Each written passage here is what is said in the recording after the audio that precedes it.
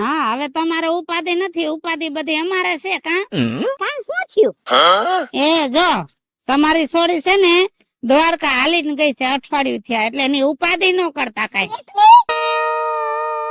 તમારા બે માં અક્કલ છે કે નહીં? એને એકલી મોકલાય હે? આ તમારા માંથી કોને વેવાણ માં અક્કલ નથી?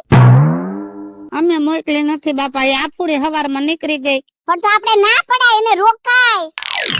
ઈ કે મારે દ્વારકા જવું છે, તે બસ માં જવાનું હતું, તે બસ ને બદલે બાજુમાંથી સંઘ નીકળ્યો, તો સંઘ ભેગી હાલતી થઈ ગઈ.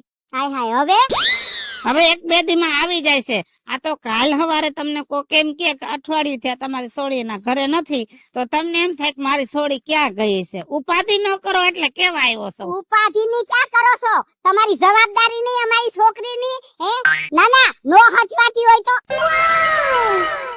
ગમે એમ કરીને હાચવો, તમારી ફરજમાં આવે છે ઈ. સારું વાંધો નહીં, હાચવશું બાપા, હાચવશું હો.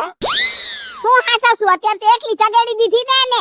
જો મારી છોકરીને કાઈ થયું છે ને તો ધ્યાન રાખજો, મજા નહીં આવે કહી દઉં છું. હા આ છે ને આ બધું કુકર નાખીશ, મોઢું બોઢું બધું બે જણાનું. આનામાં તો અકલ નથી, ઓલી વેવાણમાં મીઠાની તાણ છે.